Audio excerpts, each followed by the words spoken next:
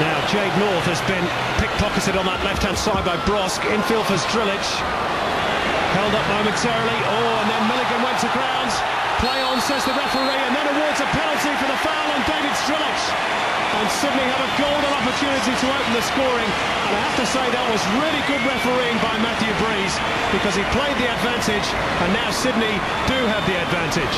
Was great refereeing from Matthew Breeze. There was a terrible foul really on Mark Milligan, and he went flying.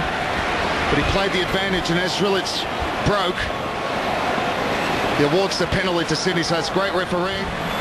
Well, it's going to be Steve Corica, the man who had the goal disallowed last weekend against Perth, against Kennedy. 1-0 Sydney. Well, the strike last week didn't count. This one does. And the Cove can celebrate. Terry Butcher can smile. Sydney have their noses in front.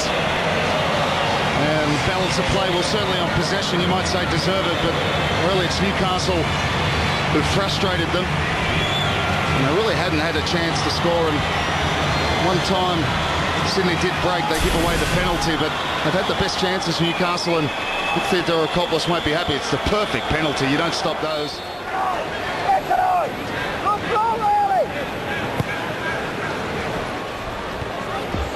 Came off the top of Kohler's head, and it's an awkward one, and Strilic over the top, it's 2-0! David Strilic for Sydney FC, and again, it's a dreadful mix-up at the back for the Jets, and inexperience perhaps has cost them a second time, and Sydney are perhaps halfway to a second win of the season. Well, it's just a ball over the top, and it's not dealt with. It's a great header from Paul Kohler. And there's Andrew Durante. Really, maybe he's waiting there for Ben Kennedy. Ben Kennedy comes halfway, gets caught in no man's land. David Strilic trying to pull it down, but there's Ben Kennedy off his line. As we get confirmation that's just the 1 minute of additional time. I guess when you go down and having had a good start to the game, and then you concede 2 goals like that, as a player, you tend to overdo it, wanting to do well, maybe try and beat the extra man, but really you need to just play it simple at times, keep possession. Now, Nicky Carl opens up for him on the left, good ball in, here's Milton Rodriguez! Fantastic goal for the Jets! And that one does pay off. Wonderful interplay by the 2 men with the South American heritage, and Milton Rodriguez announces his arrival to the rest of the Hyundai A-League. What's a wonderful goal from Rodriguez, well played by Nicky Carl, feeds him, but this goal's all about his first touch. It's a great first touch which sets it up. Clint Bolton had no chance. Here it comes. This is the ball played in, good play by Griffiths. He gets in behind, he gets up, he knows where Rodriguez is, but look at this first touch, and it sits up nicely for him. Interesting tactical battle on the sidelines as well going on.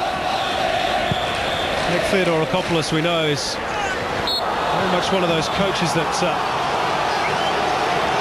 loves the sparring down on the touchline, and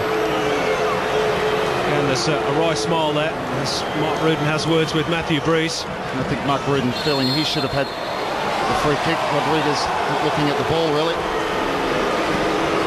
fact, Rudin, I think, has been shown the yellow card. Meantime, free kick's taken, oh, and it's squeezed in! Milton Rodriguez has scored again, and it's 2-2 at Aussie Stadium.